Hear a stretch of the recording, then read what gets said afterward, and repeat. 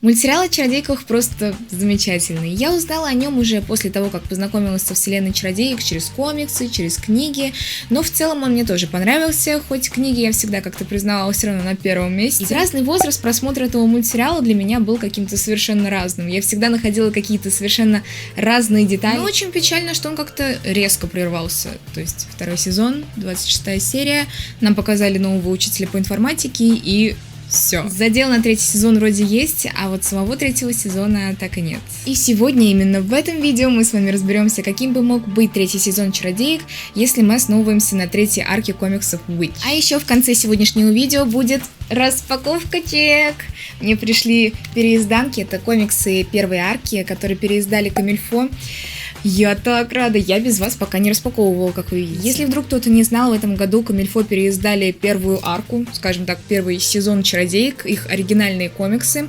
Они довольно сильно отличаются от первого сезона Чародеек именно мультсериальных, поэтому я прям очень сильно рекомендую, на самом деле, почитать комиксы, они прям раскроют чародеек по-другому. Переходите, пожалуйста, по ссылкам в описании, там я оставила те интернет-магазины, где можно купить такие же 3 книжечки, 3 первых тома, и я очень надеюсь, что мы увидим следующие арки. Очень надо поддержать ребят сейчас для того, чтобы мы смогли вместе с вами собрать целую коллекцию всех комиксов чародеек. Если вы, как и я, когда-то отдали комиксы чародеек на сбор макулатуры в школе, то вот это вот прям реально вариант, мне кажется. Вот я намерена собрать по максимуму всю коллекцию и заставить себе целую полку именно чародейками.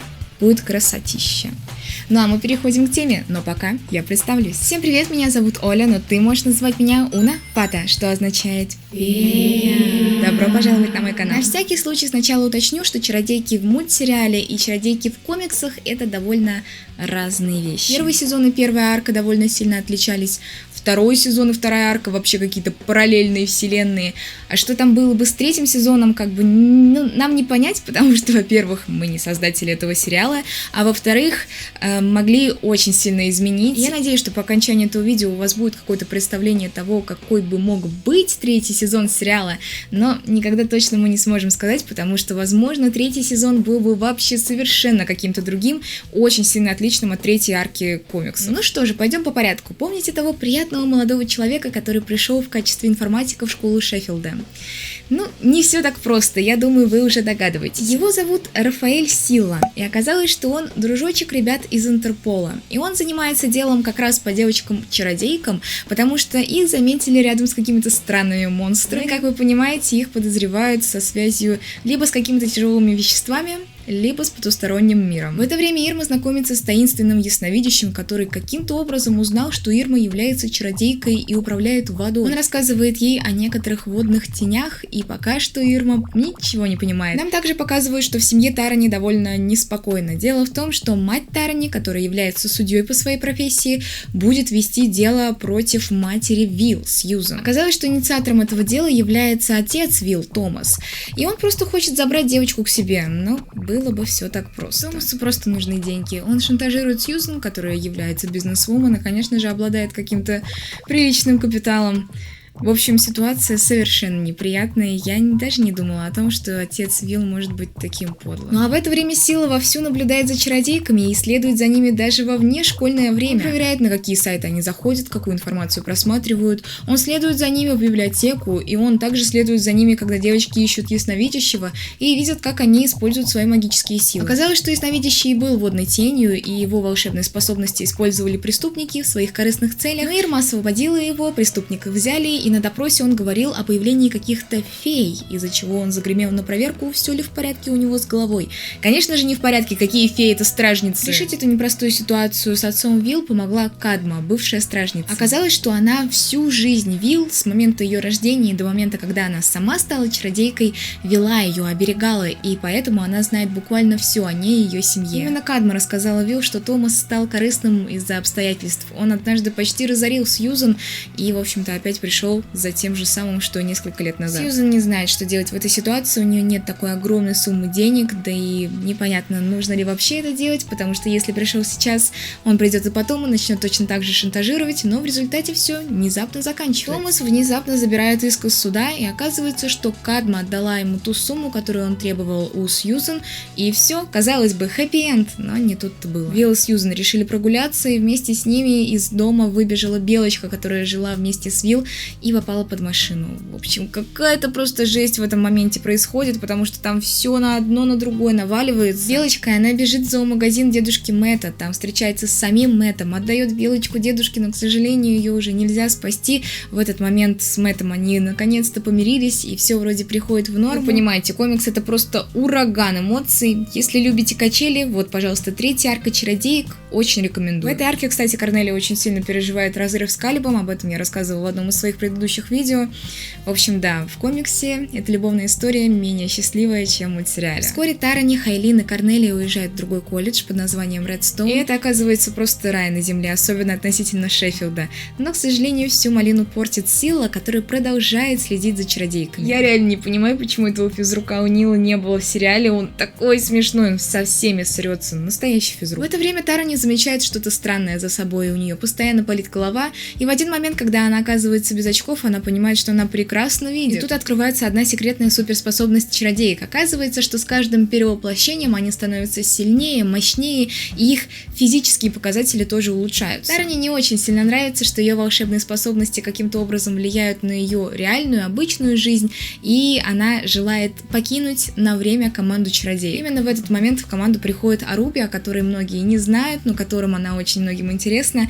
Я думаю о ней рассказать поподробнее в каком-нибудь из следующих видео. Пожалуйста, напишите в комментариях, насколько вам было бы это интересно. Если вы считаете, что Аруби заменит Тарани, то вы очень сильно ошибаетесь. Аруби воительница, у нее нет волшебных способностей, так что полностью встать на место стражницы огня она никак не может. Вот наконец-то нам рассказывают о новой миссии стражниц. Им придется отправиться в микромир под названием Архан. Его нынешний повелитель Ари некогда был простым трудягой. Его жена умерла при родах, а сын, который как раз появился на свет, оказался особенным, очень замкнутым в себе мальчиком, который не выходил на связь с внешним миром. Мальчик был полностью погружен в себя и ничего не помогало. Так Ари решил захватить банши. Это злые духи, которые обитали на болотах этого микромира. Они были невероятно могущественными, и по легенде, если кто-то их захватит, в обмен на свою свободу они могут исполнить 3 желания их временного повелителя. Легенда оказалась правдой. Ари захватил банши по имени Юа, но, к сожалению, она не смогла излечить мальчика, потому что она может исполнять только материальные желания. Но раз банши уже его, он попросил у нее крепость, несметное богатство и вечное служение. Таким образом, он стал правителем этого мира, но излечить мальчика так ему не удалось. Из-за этого он разозлился на Оракула и на весь Кондракар, ведь он думал, что именно Оракул должен был решить эту ситуацию, хотя на деле Оракул больше как наблюдатель. Он не имеет права вносить большие изменения в происходящее, он лишь следит за балансом добра и зла. И если где-то произошло счастье, то где-то, к сожалению, будет несчастье. На время этой миссии Аруби перебралась на землю, где стала Ребеккой Рудольф, и поселили ее в том доме, где жила до этого миссис Рудольф, которая как раз и принесла Элиан на землю, чтобы спасти ее от ее злобного брата. Все это время сосед Аруби включал для нее музыку и как-то постоянно подглядывал за ней. Мне все интересно, кто это может быть. Далее следует огромное количество попыток, когда девочки пытались поговорить с Ари, они отправлялись миллион раз в эту Арханту и пытались высвободить банши, но ничего не получалось. Вообще банши напомнила мне систему умного дома, потому что Ари у нее иногда просила закрывать все окна, все двери, поняли. Некоторые почему-то в прошлый раз не поверили мне, что в комиксе чародейки не умеют летать, все кроме Хайлин. И вот, пожалуйста, в 31-м комиксе Аруби задается вопросом, зачем вообще тогда чародейкам вот эти крылья, если кроме Хайлин вообще никто не умеет летать. Ирма даже сострить ничего в ответ не смогла. В один из таких визитов Юа украла Аруби и как бы проникла в ее сознание. И в следующий раз, когда чародейки оказались в Кондракаре, Аруби напала на Оракула, но, слава богу, хотя бы пришла в себя, а так бы мы уже оказались бы без Оракула. И причем я здесь совершенно не шучу, потому что Аруби такой скилл в плане боевых искусств. И во время того, как остальные чародейки были на миссии, Тара осталась в Редстоун вместе с астральными каплями девочек, это типа их двойники. Тара залезла в ноутбук Силы, который следил за ними все это время, и поняла, что он действительно за ними наблюдает. В результате этот информатик из Интерпола схватил ее в лесу, что выглядело очень некомфортно. И при этой встрече он своими собственными глазами увидел, что Тара не действительно обладает волшебными силами. Секрет раскрыт. Дальше какой-то ужас просто происходит. Оказывается, что коллега этого Скиллы, который типа информатик, но на самом деле не информатик, медиум, и он тоже обладает какими-то суперспособностями. И на одном из мероприятий, где он оказывается вместе с чародейками, он крадет вилл, раскрывая свои способности всем остальным тоже. Но, слава богу, это оказалось не сама вилла, а ее астральная капля. И это узналось только в офисе, когда над девочкой произвели некоторые манипуляции, произвели анализ и поняли, что девочка вообще не обладает какими-то спецспособностями, она самая обычная, ведь это астральная капля, и у них нет волшебных сил. Все друг на друга направили пушки, и тут в чат входит Оракул. И вот я думала, сейчас что-то произойдет, сейчас просто будет какое-то раскрытие века, шикардос, просто эпик. Оракул просто навел забвение. И все вот эти вот чувачки забыли в принципе о том, что случилось с чародейками. Зачем читала? Ну ладно, хотя бы этот вопрос закрыли, и чародейки снова спокойно смогли отправиться в Арханту, теперь уже полным составом, чтобы еще раз сразиться с Арией. На этот раз он подготовился очень хорошо, Юа его подготовила прям с иголочки, весь в броне встретил их, но чародейки все равно смогли его победить. Ведьмы освободили Юа, и Банши забрала с собой мальчика, сына Ари. В момент освобождения Банши все чары, которые она наложила во время служения своему господину, конечно же, спали, и чародейки признали свою ошибку. Все вместе они отправились на болото, где и проживают банши, и хотели как-то договориться с Юа, чтобы она им вернула ребенка. Но единственное, что хотел Юа, это месть. Во время всех этих перепалок Юа случайно выронила мальчика, и он упал с огромной высоты.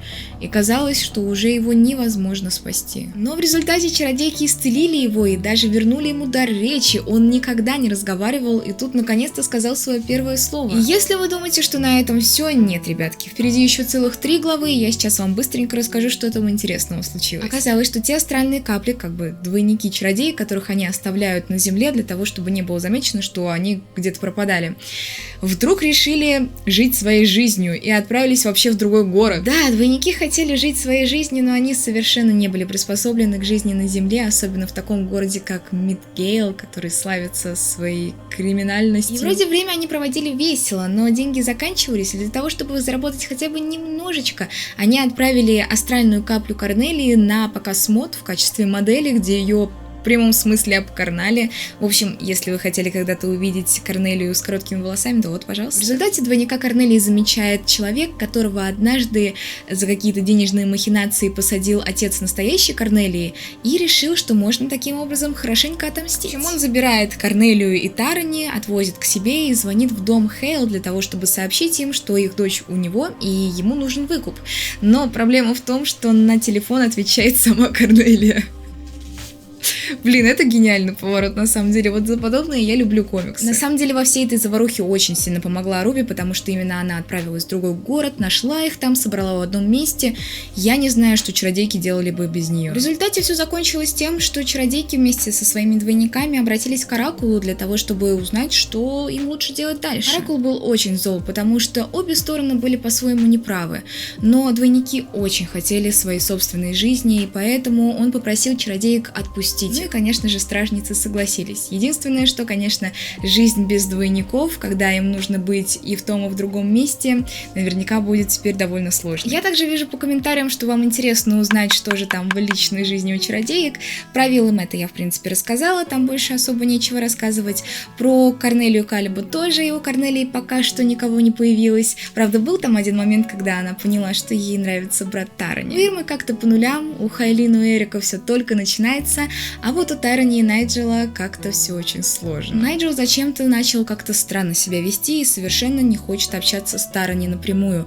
Он разукрасил семейную машину, он сломал велик, в общем, ведет себя совершенно непонятно. Оказалось, что дело все в его старшем брате. Я так на самом деле не поняла, за что конкретно он все это делал и почему его брат нацелился именно на семью Кук. что там за заваруха была, нам так и не рассказали. Но в результате к концу арки все-таки Найджел пришел домой вместе со своим братом и извинился перед семьей и перед Тарани, и вроде как у них все налаживается. И вот какой-то такой оказалась третья арка чародеек. Сложно на самом деле представить, каким бы был третий сезон, потому что, по моим ощущениям, эта третья арка, не такая эпичная, как все предыдущие сезоны. Мне действительно сложно представить этот сюжет в мультсериале, потому что оба предыдущих сезона были такими эпичными, насыщенными, иногда прям дух захватывало. А здесь как-то все просто приземленно, иногда даже предсказуемо. Мне очень понравилось именно читать. В формате комикса это прям шикарно. Такие эмоции, такие чувства. Но вот в плане экранизации я действительно очень сильно не уверена. Я думаю, тут очень сильно просто не хватило какого-то такого абсолютного зла. Потому что в первом сезоне мы видели Фобоса, который просто хотел власти и просто хотел быть злым.